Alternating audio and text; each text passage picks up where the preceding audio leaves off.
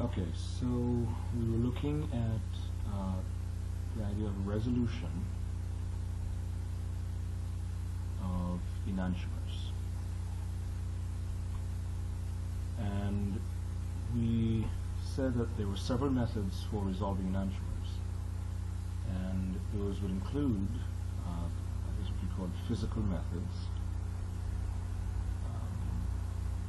and we talked about this one already. This essentially involves the fact that some chiral compounds crystallize in forms that are mirror images of each other.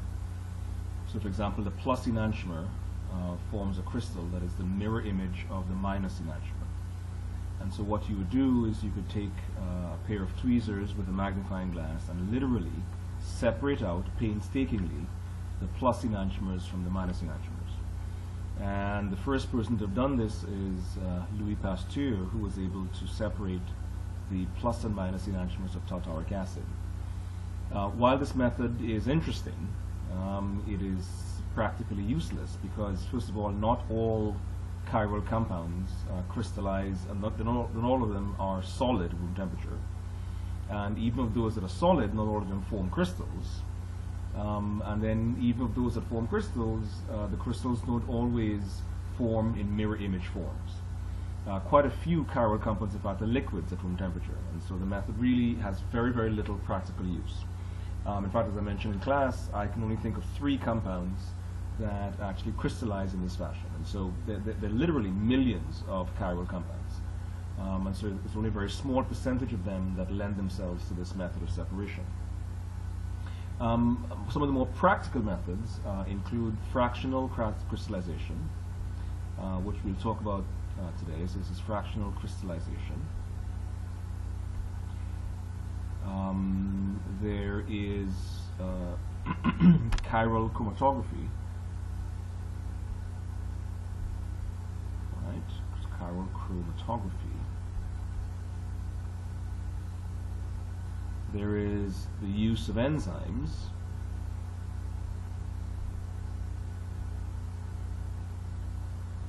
And there is something called the chemical method, which is really a silly name for it, since all of this stuff is chemistry anyway, but we'll use the common lingo that is employed. So we've talked about the physical method using the magnifying glass and the tweezer. We'll talk about fractional crystallization next, and that essentially goes as follows. And I would remind you that enantiomers, and this is a truism, that enantiomers have identical physical and chemical properties. So we're going to call them physicochemical. Right, so physical and chemical properties are referred to as physicochemical properties in an achiral environment.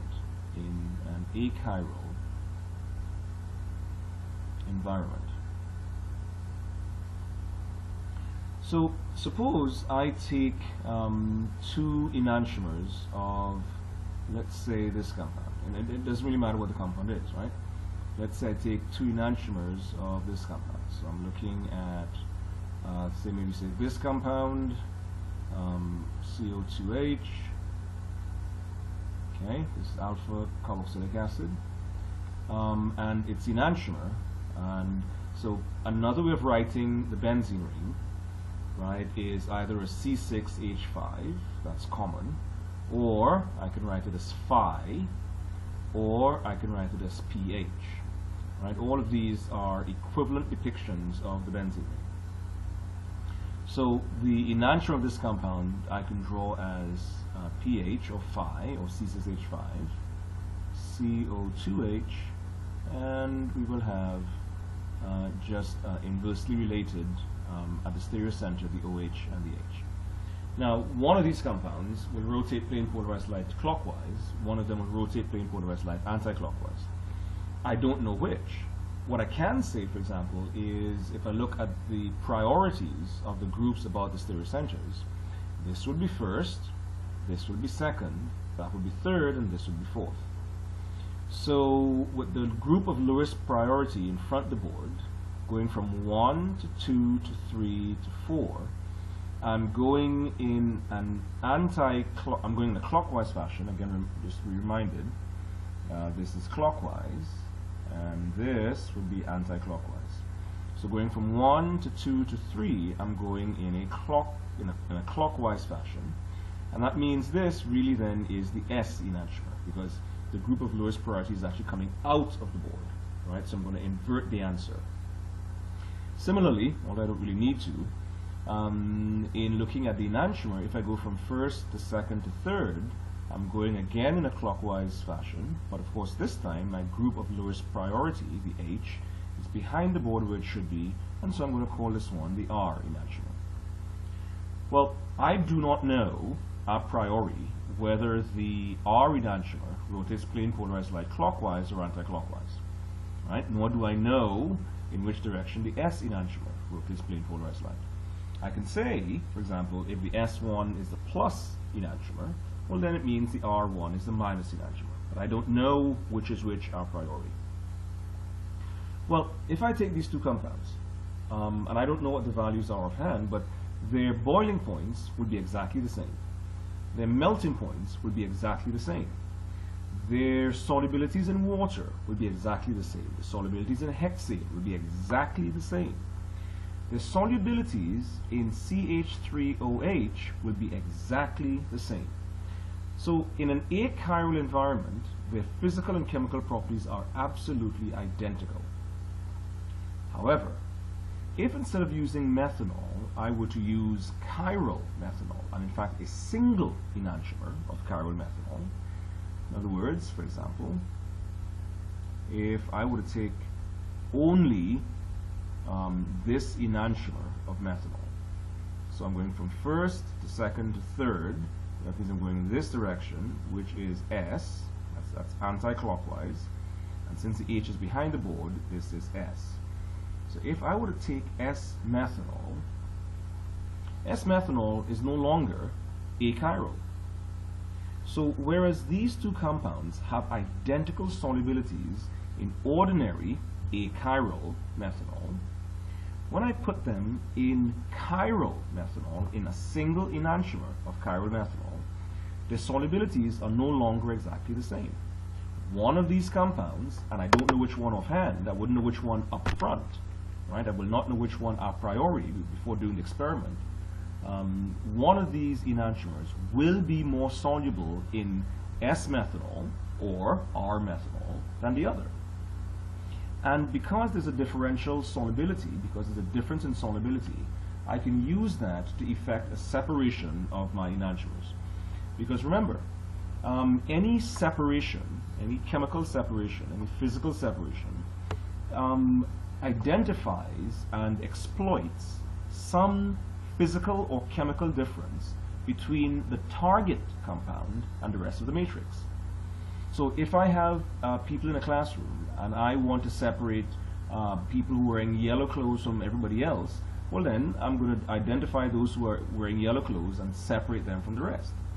If I want to separate sand from sugar, well, you know, sugar is water soluble, sand is not. I can treat the mixture with water, stir it around, and based upon the difference in solubility, the sugar goes into the water, the sand does not, and so I dissolve the sugar out of it, I filter it, the sand remains behind, I dry that, I have dry sand. If I then want to separate the water from the sugar, well, water is volatile, sugar is not. So I can do a distillation. And based upon the difference in volatility, the difference in boiling point, I can then effect a separation of the water from the sugar. So any separation is based upon exploiting some difference between the thing you want and the rest of the matrix. Well, in this case, when I put these two compounds in methanol, I'm going to use the difference in their solubility to effect a separation. So what would I do? I would take my mixture of the S and R. Let's say I was given a racemic mixture of these two. I would take my mixture of the S and R compounds and dissolve them in, for example, boiling S-methanol. And then I will slowly cool it. So I'm going to dissolve them in a minimum amount of boiling methanol. and I'm going to let the mixture cool. As the mixture cools, one of these two enantiomers, I don't know which one offhand, and I won't know which one up front, one of these two enantiomers, let's say the S, will have a lower solubility in the methanol. So maybe at 20 degrees Celsius, it will crystallize out. I will then filter the crystals, put them aside, and that will be the pure S enantiomer. I will take the filtrate, the mother liqueur, and then I will boil off some solvent, cool it, and then the R compound, the more soluble one, will crystallize out. So I can effect a fractional crystallization of the S from the R using a chiral medium, in this case the chiral solvent. Now, bear in mind, we can do separations that are either simple, right, or fractional. And what exactly does that mean? And we've seen these terms, for example, with distillation. So in the example we talked about a second ago, where there is sugar and water, well, if I wanted to separate sugar from water, I would use the technique of distillation because of the huge differences in volatility. But when I heat that sugar-water solution, only the water volatilizes, only the water boils. So if only one component changes phase during the separation, it's called a simple technique, because only one component is changing phase. So that would be simple distillation. On the other hand, if I gave you a mixture of ether, benzene, hexane, toluene, and I said, give me samples of each, if I boil that mixture, so there's ether, which has a boiling point of somewhere around, oh, say 35 degrees Celsius, and then benzene has a boiling point of, say, 78 degrees. What did I say? Hexane, I think hexane is about 67 degrees, and toluene has a boiling point of about 110 degrees. Well, if I heat this mixture, everybody volatilizes, right? So they all change phase. And I would use a fractionating column to get the most volatile one to be collected first in the first batch or the first fraction, then the next most volatile, the hexane, then the benzene, then the toluene. So I can effect a separation based upon the difference in volatility, but I'm going to collect my materials in batches or in fractions. Well, the technique I'm using is separation by volatility, so that's called distillation. But because multiple components are changing phase simultaneously, it's not simple distillation. It's now fractional distillation.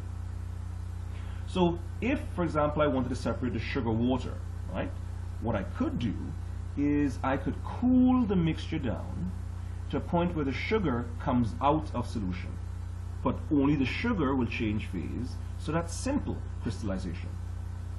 But in the current example, where I put my racemic mixture into the chiral methanol and I cool it, one enantiomer comes out first, and then when I further cool it, the other enantiomer comes out for second. So they're both changing phase, although not simultaneously in a chiral medium. And because they're both changing phase, and I collect one batch or one fraction first, then the other fraction, that's called fractional crystallization. So there are any number of chiral solvents that you can use, right? There are any number of them. So, for example, there's I can use. So I talked about the methanol. The same thing is true of let's say there's ether, right? So there's diethyl ether as a solvent. So this is diethyl ether. I could, for example, whoa, that's exciting. I could have DH, and that is an example of a chiral diethyl ether.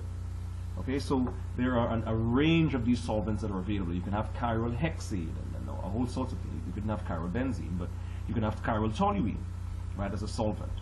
So I could have CHDT, right, that's the stereocenter, so that would be chiral toluene. And virtually, well, not all, but certainly many solvents can be converted into the chiral version and use the effect fractional crystallization. The nice thing about fractional crystallization is the technique is non-destructive. What does that mean? It means I can get both enantiomers out of the technique, right? So when I use the methodology, I can collect both of the enantiomers, right? So I don't lose anything from the method. Well, beyond fractional crystallization, we have chiral chromatography. Right? right? We have chiral chromatography. And the idea here again is, this will be method number 3. The idea here again is that enantiomers, let's say for example, let me draw 2 enantiomers. So I could have this one. In fact, let's say I've got some group X here, and then A, B, C. That is one enantiomer. Well, its mirror image will look like this. I'll have X, and then A, C, B. Now, if you were to put your eyeball here, and you looked at these, well, I could imagine then that A, B, and C actually sort of form a triangle. And for the top one, right, for the top compound, let's call it compound A, and let's call this one compound A prime. These are my enantiomers. For the top compound, what I would see is an A here, okay? I would see C on the left and B on the right. For the bottom compound, I would see A on the top, B on the left, and C on the right. Now, it may be, for example, that the group A might be something like, say, OH, let's say. And the group B might be something like some sort of long chain alkyl group, you know, maybe say a butyl group or something, right? A butyl group, right? Some sort of long chain group, say butyl. And then C, let's say C is something that might be cationic, so maybe it's a, well, that's probably a bad example.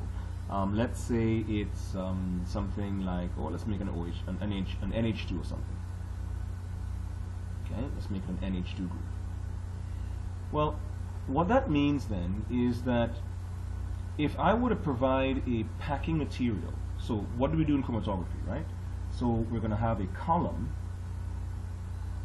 This is, I can't draw to save my life, but this would be a column. And I would pack in my column some packing material, right? So typically in a chromatography experiment, you're going to use silica gel or alumina, sometimes even cellulose.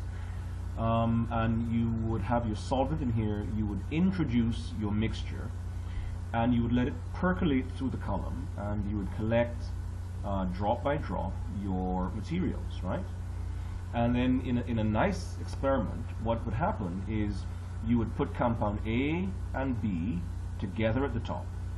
It may be, for example, that compound A, yeah, let's do it this way.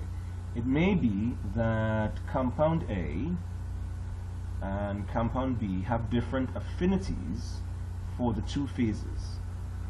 So for the stationary phase, compound A might have a high affinity, and for the mobile phase, the solvent, compound A might have a low affinity. On the other hand, compound B will have a low affinity for the stationary phase and a high affinity for the mobile phase. Now, this is not an accident. You will know the structures of A and B, and so you will choose a mobile phase and a stationary phase. So this is true, right? You will choose a mobile phase, and it may be a mixture of solvents, and a stationary phase, so that you can identify a difference between your 2 compounds. And clear enough, here's the difference between them. One compound has a high affinity, it binds well to the stationary phase, but very poorly to the mobile phase. In other words, it's not very soluble in the mobile phase. On the other hand, B binds weakly to the stationary phase, but it's very soluble in the mobile phase, or it has a high affinity for the mobile phase. Well, what's going to happen then is when I put the mixture of A and B at the top of the column, well, as I sort of drain the liquid through, because A binds tightly to the stationary phase, its progress down the column is going to be very, very slow, because the stationary phase binds strongly to it and it holds on to it. A is not very soluble in the mobile phase, it's not bound tightly by it, so the solvent doesn't pull it very well. So A moves very slowly down the compound, down the column. On the other hand, B binds very weakly to the stationary phase. Right? The bonds are very weak, but it binds very strongly to the mobile phase, and therefore the mobile phase pulls it as it moves down through the force of gravity. So what happens? B is pulled rapidly through the column. So even though at the beginning B and A enter the column simultaneously, what will happen is eventually what I'll have is A here and then B and then A here and then B and so on. So A will move very slowly and B will move very rapidly. So at some point when I look at my column, I might see in late development of the column, here is a band that contains A, here is my band that contains B. So I can collect my B first, and then collect the solvent between them, and then I'll collect my A. So I could collect separate samples, separate batches of A and B. So B will elute first, A will elute second. Well, this would not work with chiral compounds unless there were a chiral medium here. So either the solvent has to be chiral, which I could do. What is more common is that the stationary phase is chiral. In fact, sometimes you use both, although it's extremely expensive.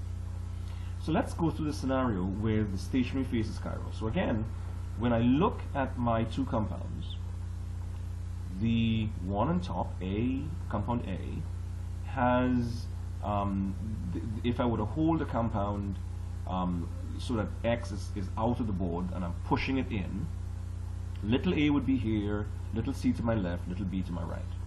It would be exactly the opposite for this one. A would be on top, yes, but now b is to the right and c is to the left. Now imagine then I design a stationary phase, so whatever group I have here binds very well to OH. So let's make it OH friendly. So it could be some other group that is hydrogen bonding or something. Let's say B, which is butyl. Let's say I put some group here which is an R group, a long chain R group. So it has good hydrophobic interactions with butyl. Then, so in fact, I'm constructing this argument a little for you. So I'm gonna let's make this my stationary phase. So I'm going to have some group here that is hydrogen bonding at the top, right, in this slot. I'm going to have some group here, R, that is hydrophobic, so they can bind well to my hydrophobic groups like butyl. And I'll have some other group here that is also hydrogen bonding. Okay? So if I choose this as my stationary phase, right, I have some species that has groups arranged in this fashion, in other words, it's also chiral, well then this system will bind very well to it. A will bind here, because it's hydrogen bonding, it's hydroxy. C will bind here, the NH2 group will bind by hydrogen bonding, and the butyl group will bind here. So there would be very good binding between isomer A and the stationary phase. So isomer A then will have a high affinity for the stationary phase and move very slowly through the column. On the other hand, the isomer A prime will not bind that tightly. Certainly, the hydroxy group will bind well to this group. But now, the butyl group, which is now on the left, is going to be interacting with the hydrogen bonding group, and it will interact poorly. Similarly, the NH2 group will be interacting with the butyl, and it will interact poorly. And therefore, isomer A prime will not bind tightly to the stationary phase, and its progress through the column will be relatively rapid. So if I go back to my example, if I put A and A prime into the column simultaneously, because it's a racemic mixture, eventually what will happen is A prime, because it does not bind well to the stationary phase, it moves rapidly through the column. The progress of A is going to be slowed down because the stationary phase binds well to A. So I can then effect a separation of my two enantiomers using chromatography, using chiral chromatography, because again of a difference in the binding affinities of the two enantiomers with the stationary phase. You would notice again, this technique is non-destructive, right? In the sense that I can get pure A and pure A prime, I don't lose anything. The downside with this technique is that it's extremely expensive. the chiral packing material is very expensive, but I can actually reuse it. It's reusable, right? So, you know, on prolonged exposure, I guess I can sort of recover my costs down the road. So the pros are that the technique is non-destructive and it's relatively rapid, and the chiral material is reusable. The cons are that the initial purchase of the chiral materials, the solvent, if you're going to use that, and the stationary phase especially, are extremely high. These are extremely expensive things. Well, the next method is the use of enzymes, right? The use of enzymes. And this is actually very similar, I guess, in philosophy to the chiral chromatography. Enzymes, of course, are biological catalysts, and an enzyme is very rapidly able to convert a substrate into some sort of product. Now, in an enzyme, there are two sites of, for our discussion, this is not entirely true, but there are two sites of interest.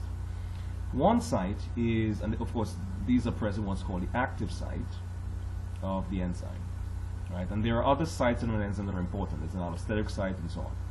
In the active site of the enzyme, there are two regions of importance. There is the binding site, and there is the catalytic site.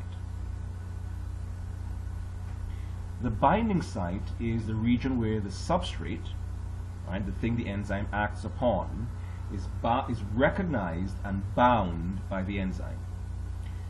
When the substrate is bound, there is a conformational change that occurs in the enzyme. And what that conformational change does is it brings the catalytic group in the active site right at the position of the substrate to carry out chemistry. Okay? So when I bind the substrate, the enzyme's active site undergoes a change that brings the two reactive species, the catalytic site, and the region in the molecule, the labile region in the substrate, to undergo chemistry. So the specificity of an enzyme depends entirely upon the specificity of the binding site. Well, the active site of an enzyme, more specifically the binding site of an enzyme, is also chiral. So in much the same way as we had done the analysis earlier, let's imagine we have the binding site of an enzyme that looks like this, right? So it may have a hydrogen bonding group here. It may have a hydrogen bonding group here. Or in fact, even better, because in enzymes you can have, let's say, positive sites. I can have some positive group here, and I can have some hydrophobic group here. So if I put my eye, right, and I look at my binding site, well, on the top, I'll have a, on the top position, I'll have hydrogen bonding. To my left, I'll have the positive site. To my right, I'll have a hydrophobic site.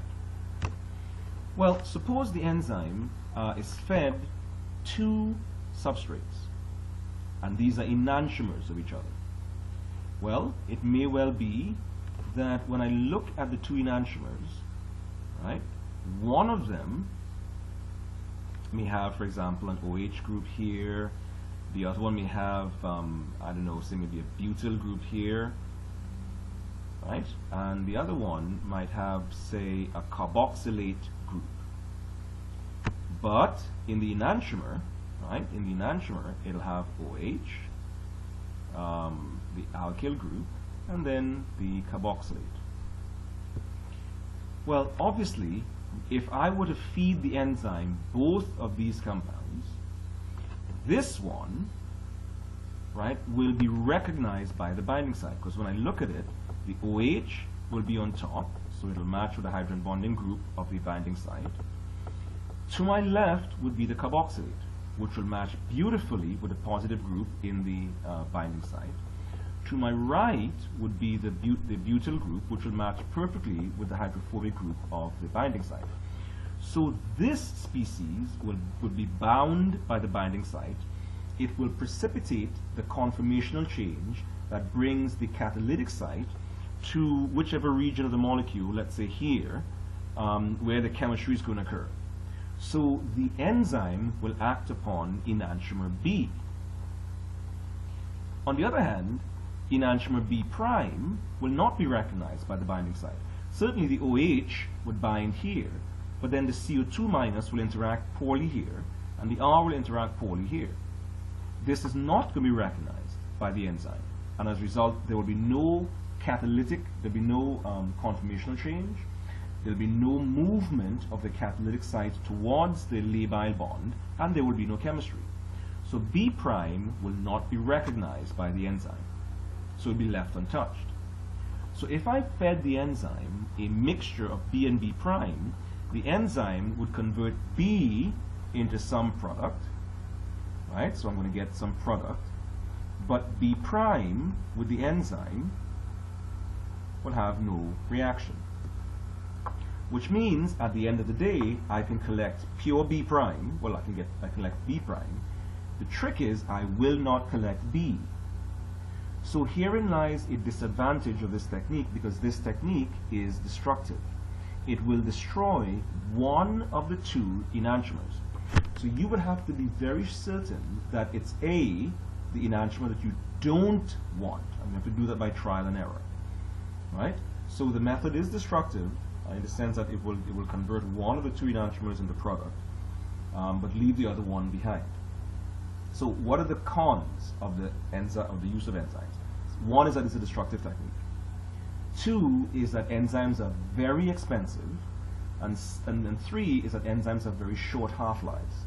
So the cons are cost, again, because these are expensive, and then short half-lives, and you've got to store enzymes in the refrigerator and so on. So short half-lives.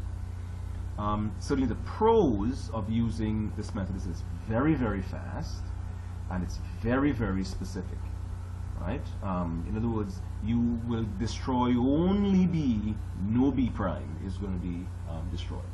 And the turnover rate for enzymes is actually fantastic. So the method is very quick and very specific, and that actually is very often worth the counterparts. So the last method of separating enantiomers is called, as I said very poorly, the chemical method. And the chemical method is only usable for compounds that are acids or bases or readily converted into acids and bases.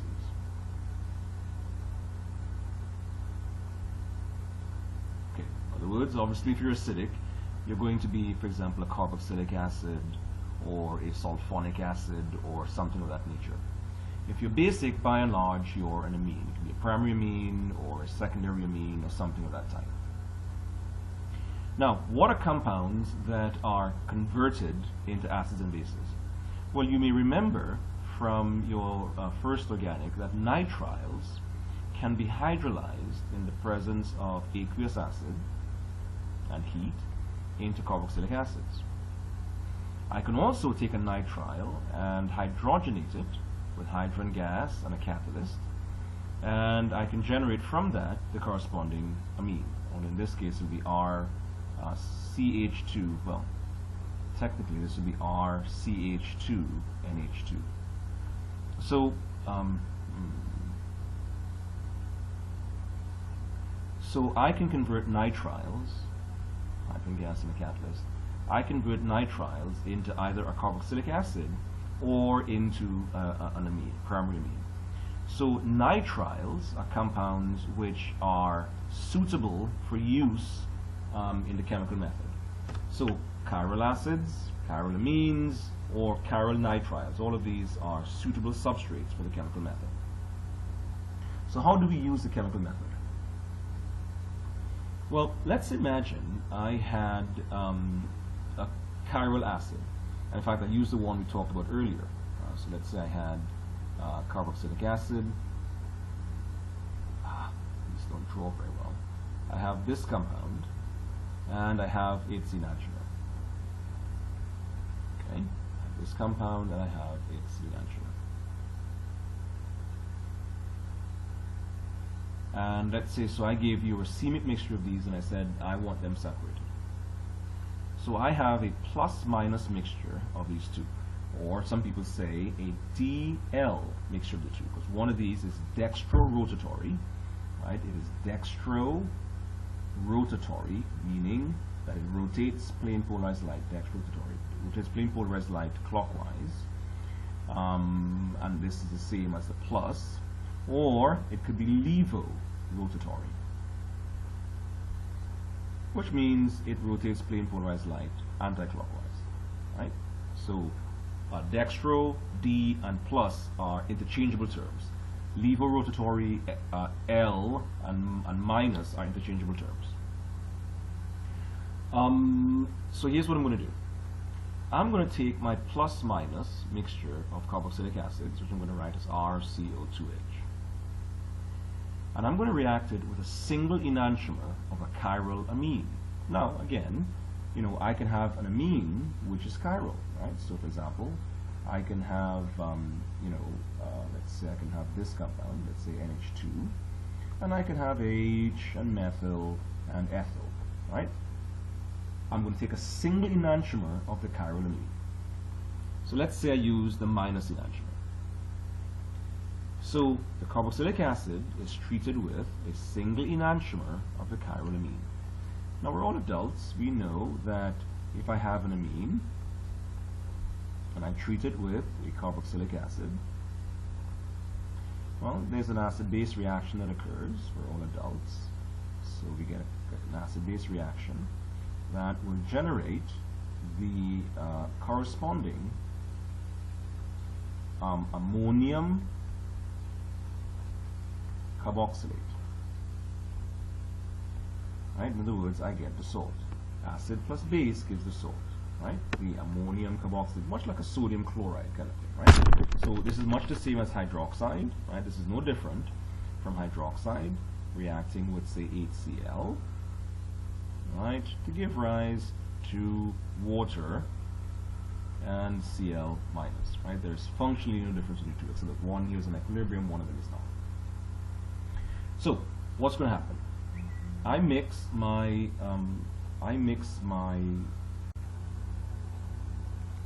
right. So what's going to happen? Well, again, it's not terribly surprising. I'm going to have my I said a plus-minus mixture of the carboxylic acid, and that's going to react with a minus or a plus, just one of them though, of the chiral amine. And let's make these R groups different, okay? And what is going to happen? I'm going to generate a salt, and the salt will be the ammonium ion and the carboxylate. But here's the trick. I'm going to get two of these compounds. I'm going to get, because I put in the minus amine, I can only get the minus ammonium ion. Right? I can't get what I didn't put in. This is my minus ammonium ion. But I put in both the plus and minus carboxylic acid. So I'm going to get salts that contain both the plus and the minus carboxylic acid. Okay? Now, there are lots of plus and minuses here, so let's just make sure we navigate what we have. The individual plus means and. So here's my carboxylic acid and my chiral amine. That gives rise to one salt and another salt. The plus in parentheses, or the minus in parentheses, indicate the direction of rotation of plane polarized light. So what this means is I have two carboxylic acids. One rotates plane polarized light clockwise, the D enantiomer. One rotates plane polarized light anti-clockwise, the minus enantiomer, the L enantiomer. The minus in parentheses means that this amine rotates plane polarized light anti-clockwise. Right? Anti-clockwise, clockwise, anti-clockwise, anti-clockwise. The plus in the circle is a charge. The minus in the circle is a charge. So this is a cation, this is an anion. Cation, anion. Now understand, because I only put in a single amine with a that's minus, every derivative of the amine vis-a-vis the ammonium ion must be negative in terms of the direction of rotation of plane porous light. Obviously, the ammonium ions are positive. They all rotate plane polarized light anti-clockwise. I put in two different carboxylic acids, so their derivatives, they're going to be two different derivatives. Some will rotate plane polarized light clockwise, some will do so anti-clockwise. So I'll get two different salts, a minus plus salt and a minus minus salt. So how are these different salts related? And the answer is, well, they're not enantiomers, right? Because the enantiomer of minus plus would be plus minus. So these are not enantiomers. They're actually not the same, because minus plus is not the same as minus minus. These, in fact, are diastereomers of each other. And why this is important is because while enantiomers have identical physical and chemical properties in an achiral environment, diastereomers don't, right? There's no requirement for trans-2-butene and cis-2-butene to have identical physical and chemical properties, right? That doesn't happen. So these two compounds will have very different physical properties, including different solubilities. So now, when I take my plus-minus mixture of the carboxylic acid and I treat it with a single enantiomer of the chiral amine, I get two different salts. One of them will be reasonably soluble in whatever solvent I'm using. Let's say it was water, for example. So let's say just, I don't know, let's say that this one is pretty water soluble and this one is less so. So when I concentrate the mixture and I cool it down, the one that is less soluble will crystallize out. I'll filter it, dry it, put it aside. I will take the remaining solution, the mother liquor, concentrate it, and then cool it down, and then presto changeo, this one crystallizes out. So I would use fractional crystallization, right? Fractional crystallization to separate these two things out.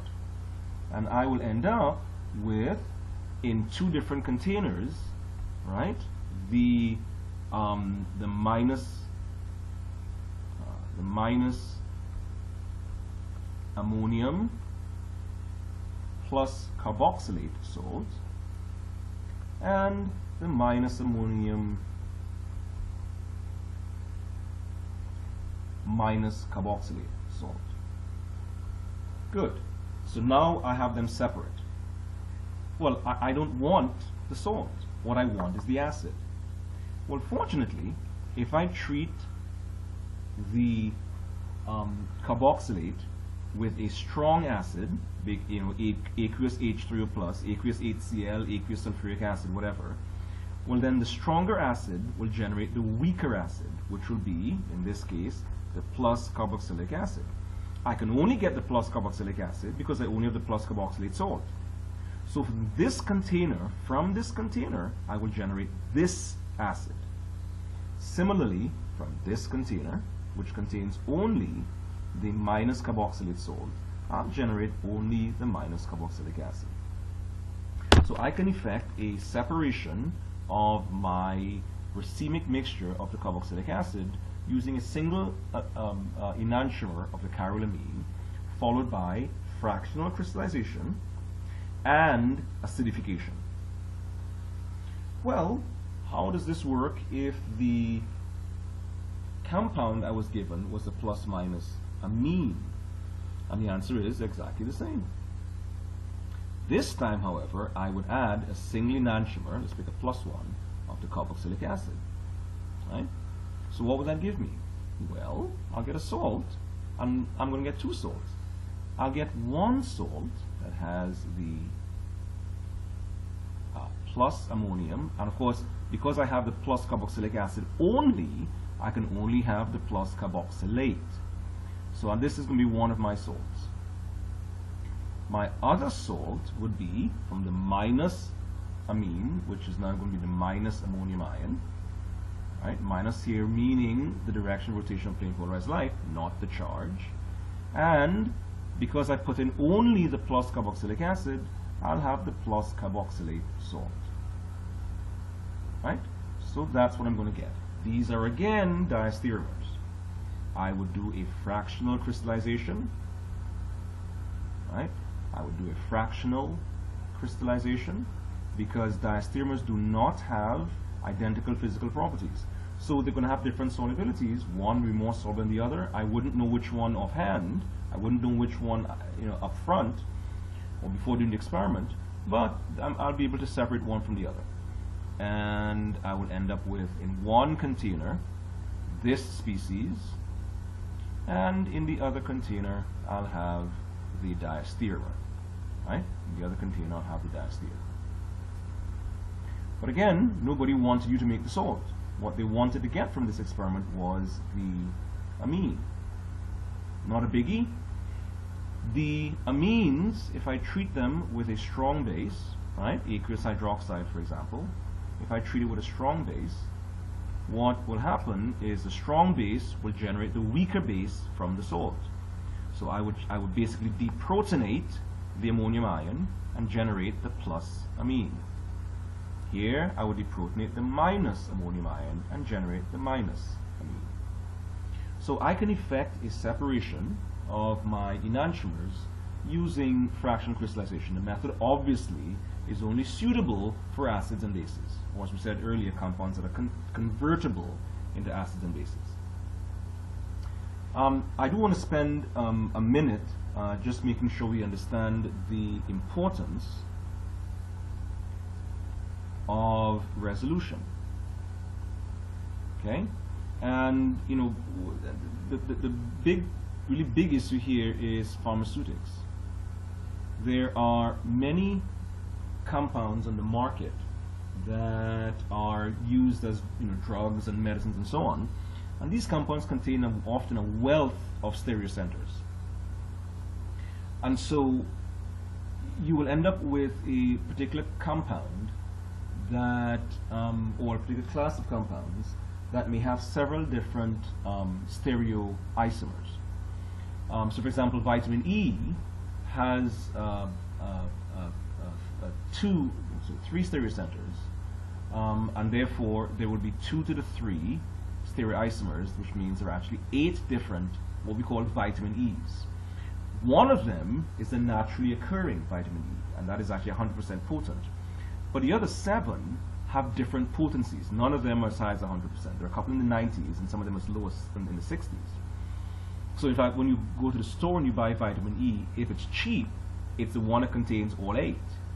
If the cost is like $40 a bottle, then that's the one that contains the single most potent stereoisomer of vitamin E. But vitamin E is a case where none of the other stereoisomers have a negative impact. It's just a reduced positive impact. But there are cases where one enantiomer, not just stereoisomer, but one enantiomer will have a positive biological effect, and the other one can have a negative biological effect. And there was a case back in the 60s of a drug called thalidomide.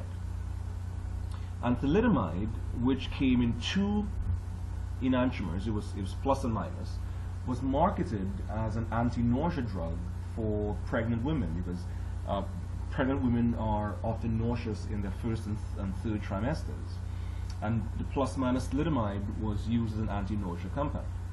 The problem was the plus thalidomide was an anti-nausea compound. The minus thalidomide was a teratogen, and teratogens mean that there are going to be genetic disorders in the babies and the offspring. So a bunch of women gave birth to kids that didn't have arms, didn't have fingers, didn't have legs. And it was just a nightmare, because the pharmaceutical company failed to recognize the importance of separating the plus enantiomer from the minus enantiomer. So if you're lucky, the plus and minus will both have positive effects. If you're unlucky, one will be positive and one will be negative, and you must be darn sure before you put this on the market that you do the resolution and you find a method that is appropriate for the resolution. I do want to do one quick reminder that R and S are terms that refer to stereocenters, right? They refer to the arrangement of groups the arrangement of groups about a stereocenter. Okay? So if, and this is an arbitrary thing that mankind has decided, if I point the group of lowest priority away from me, and I go from first to second to third priority, and I decide priority based upon atomic mass, if I do that and I go in a clockwise direction, that's an R stereocenter. If I point the group of lowest priority away from me and I go in an anti-clockwise direction, then that stereocenter is S. That's entirely made up, right? Because I prioritize based upon, atomic mass. I could have done it by letter of the alphabet. I could have done it by any other mechanism, anything I wanted, but that's what was chosen. The molecules are not bound to configurations, right? R and S refer to configurations at the stereocenter. That is very different, on the other hand, from plus and minus. Plus minus is a property of the molecule. This is a molecular property. It has nothing to do with the stereocenter. So some molecules rotate plane polarized light clockwise. Others do so anti-clockwise. It is possible for an R compound to be plus. It is possible for an R compound to be minus. Perfectly valid. In fact, let's draw it another way. It is perfectly valid for an R compound, a compound of single stereocenter, to be either plus or minus. It is possible for an S compound to be plus or minus, because the direction of rotation of plane polarized light, plus and minus, have nothing to do with the configuration. Although, if I say the R compound is plus, it means the S compound would be minus. It is also possible for a compound to have multiple stereocenters. For example, I could have a compound, one enantiomer might be RR, SR, S. It might have 5 stereocenters. But that, even though the 5 different stereocenters, this compound will either be plus or minus. Because the stereocenters, although they can be described by different configurations, the direction in which the molecule rotates plane polarized light is one. Either the molecule is plus rotatory or it's minus rotatory. So it's not going to be plus here and then minus here and then plus here and then minus. Nonsense. The molecule has a property. It rotates light plus or minus. The stereocenters are completely independent. Now, the mirror image of this will be SSR, SR. And if I find that this particular RR-SR-S compound happens to be minus rotatory, well, then what it means is that the SSR-SR would be plus rotatory. So, configurations and direction of rotation of plane polarized light have some relationship, but one does not define the other. Okay, and it is possible for a molecule to have to be plus, either because it's a single stereocenter or it might have multiple stereocenters, right?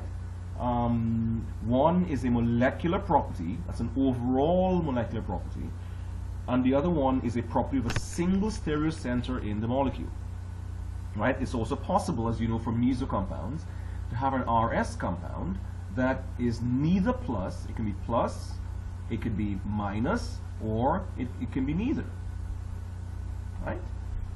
So just make sure we're aware of that. Okay, I guess that will do it. Thank you guys very much.